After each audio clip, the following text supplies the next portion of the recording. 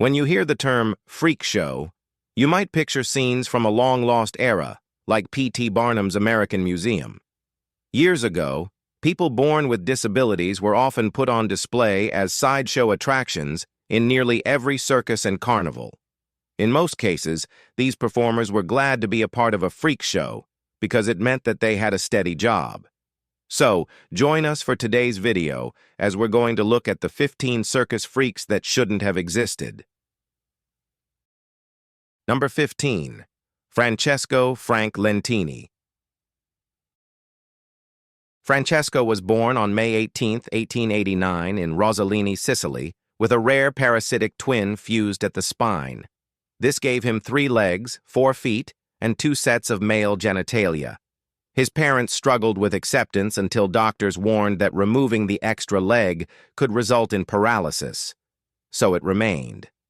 Despite his condition, Frank adapted quickly, learning to walk, run, ride a bicycle, roller skate, and swim, joking that the 3rd leg acted like a rudder. By 8, he was performing across Europe and the U.S. in sideshows. Known as the Great Lentini, he joined major acts like Ringling Brothers, Barnum and Bailey, and Buffalo Bill's Wild West show. Among peers, he was affectionately called the King. Offstage, Frank was witty, famously saying, "Even with 3 legs, I still don't have a pair." He died on September 21, 1966, in Jackson, Tennessee, leaving behind a legacy that blended humor, strength, and unmatched showmanship. Number 14. The Iron Master. Arthur Saxon was born in 1878 and rose to fame in the late 19th century as one of the most respected circus strongmen in Europe.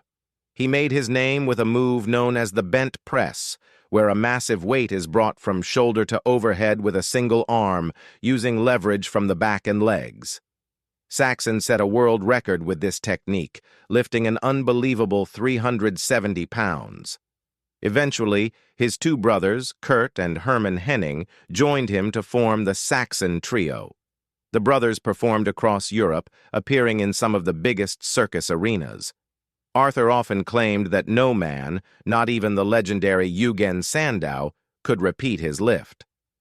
During one performance in 1898, Sandow happened to be in the audience and took the stage. After initially failing, Sandow finally managed the lift and sued Saxon over the claim. The judge sided with Sandow. But controversy or not, Arthur Saxon's name still stands as a titan in the world of strength. He didn't use steroids or fake things. Number 13. Daisy and Violet Hilton. Daisy and Violet were conjoined twin sisters born in 1908 in Brighton, who turned their unique condition into a path of artistry and struggle. Fused at the hip and buttocks, they were exploited early in life by their adoptive guardians and paraded across vaudeville circuits as sideshow attractions. Yet they had real talent. The sisters could sing, dance, and play instruments, often performing with impeccable timing and harmony. But behind the massive applause was a life orchestrated by managers who saw profit more than people. For years, they were denied autonomy and fair compensation. When they finally broke free and gained legal independence, they continued performing, appearing in the 1932 film Freaks and touring their act. Despite setbacks and the constant battle for control over their own lives, they stayed grounded in their identity as performers, not novelties. Their story is not just about exploitation. It's about survival, creativity, and 2 women reclaiming space in a creepy circus world that never truly saw them. Number 12. Angus MacAskill. Angus was born in 1825 on the Isle of Berneray in the Sound of Harris, and later emigrated to Nova Scotia. He was known as the world's largest true giant, meaning his height and weight weren't caused by a growth disorder. By age 20, MacAskill stood 7 feet 4 inches tall and eventually grew to a staggering 7 feet 10 inches. He weighed 580 pounds.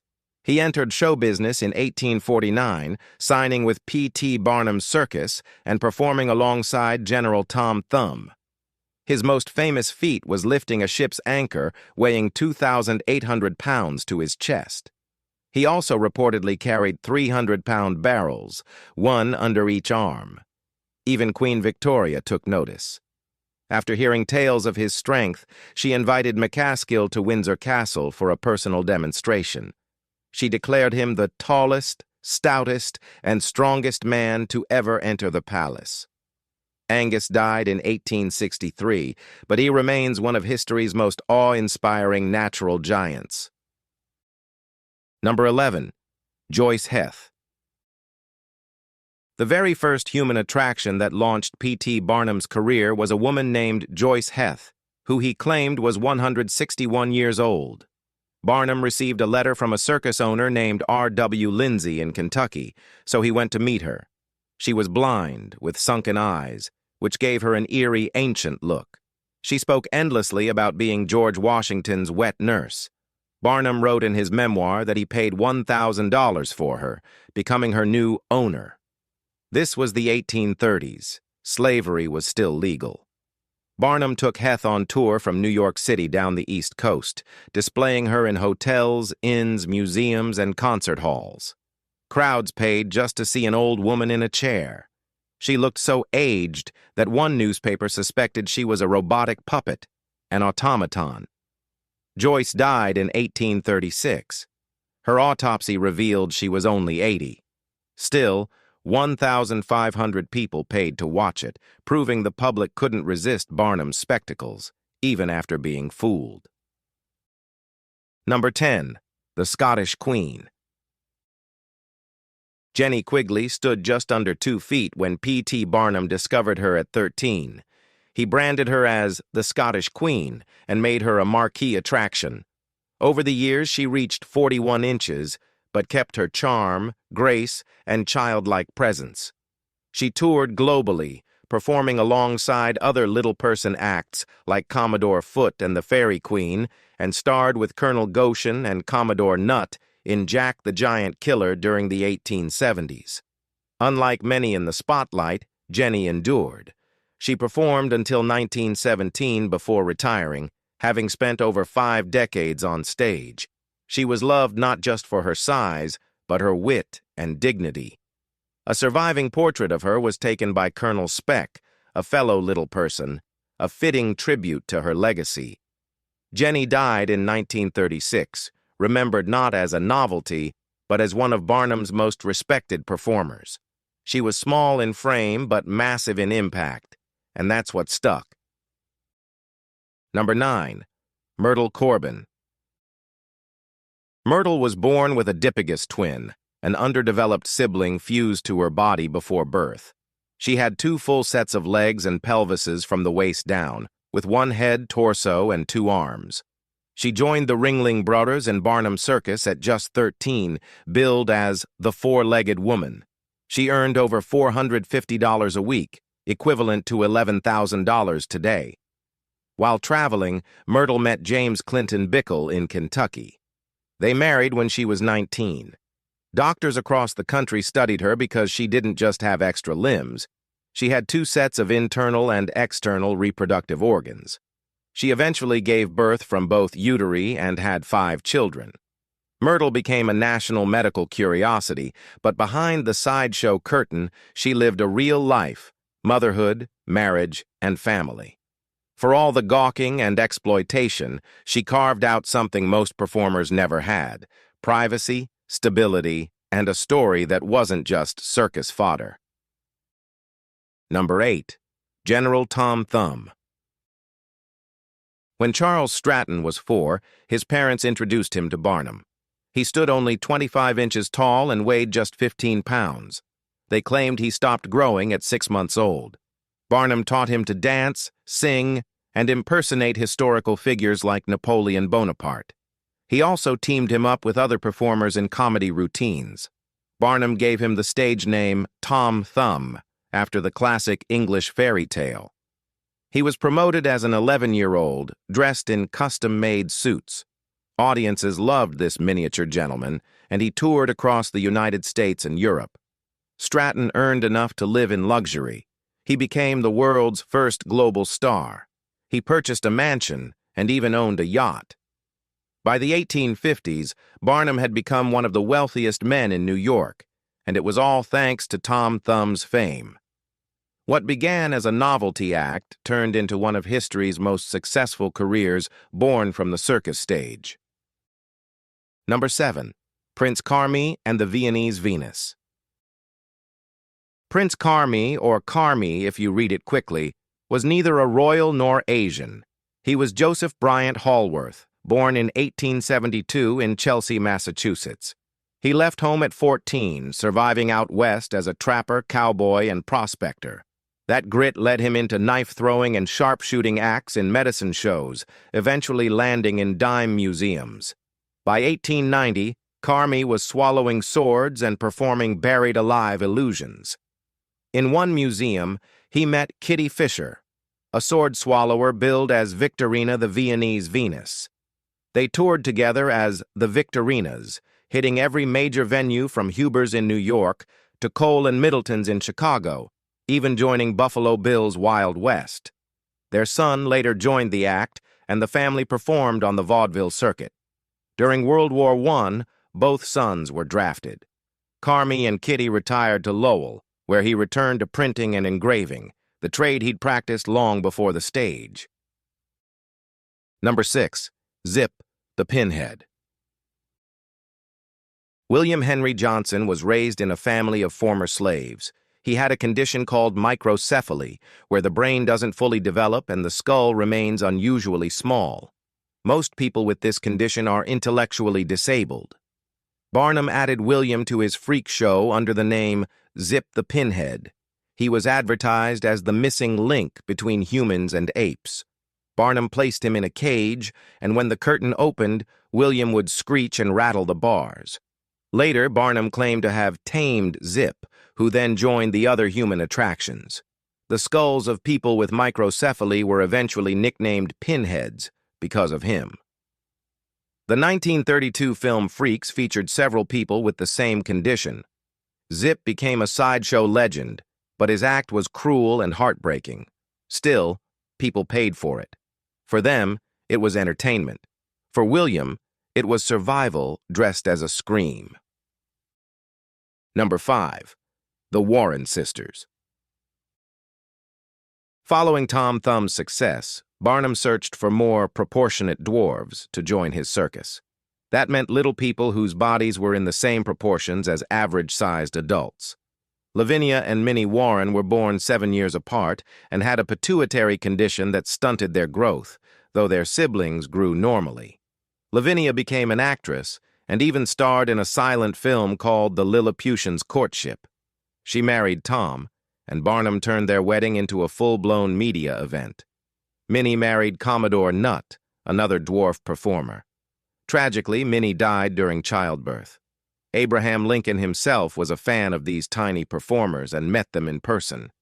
These sisters weren't just another attraction, they were key parts of Barnum's empire.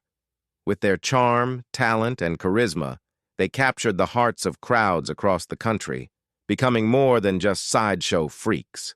They were stars in their own right. Number 4. Nellie Keeler. Nellie was born weighing just 11 ounces.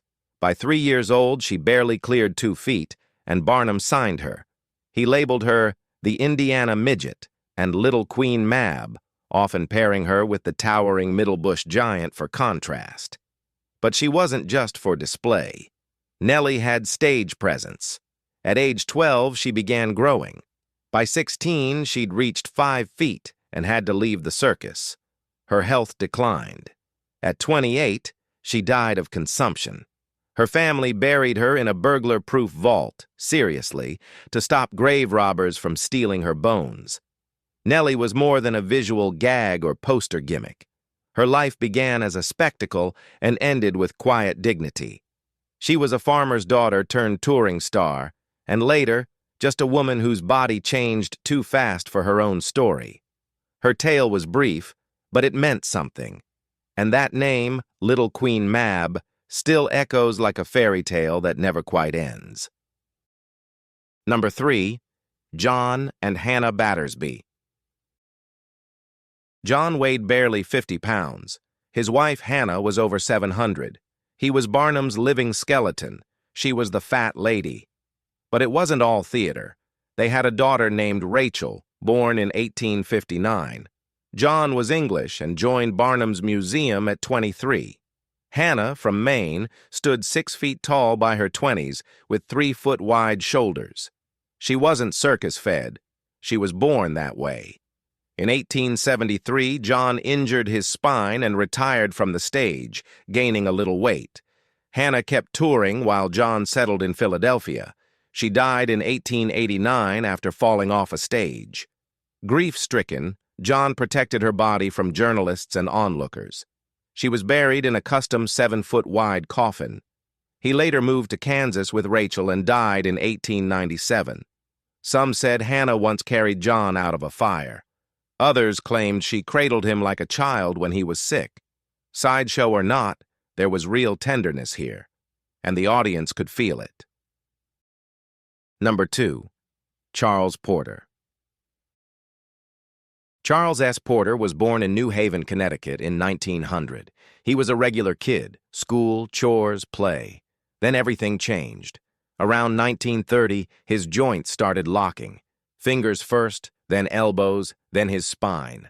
His body began to turn to bone. Slowly, his muscles calcified.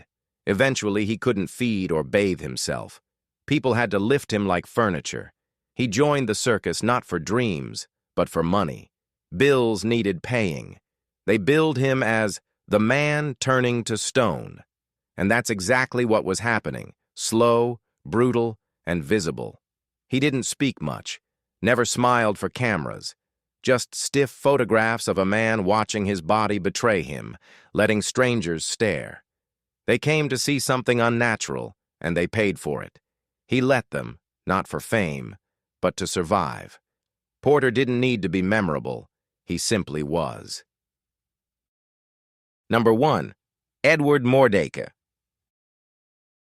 Edward was a 19th-century English nobleman with a haunting condition, a second face on the back of his head. Often cited in old medical texts, this second face, believed to be a parasitic twin, had functioning eyes and a moving mouth, though it couldn't eat or speak. According to a widely circulated 1895 article in the Boston Sunday Post, the second face smirked and whispered to Edward, tormenting him at night. Despite being a brilliant musician and reportedly kind-hearted, he lived in despair, begging doctors to remove the extra face. None would attempt the operation. At 23, Edward reportedly took his own life, leaving behind a note blaming the torment of his second face. While many modern historians view the story as folklore, its roots in 19th-century medical writing give it eerie staying power. Real or fake, Mordecai's tale is one of the most chilling examples of how rare conditions can morph into legends. If you've enjoyed this video, be sure to like, share, and subscribe. Thanks for watching, and we'll see you very soon.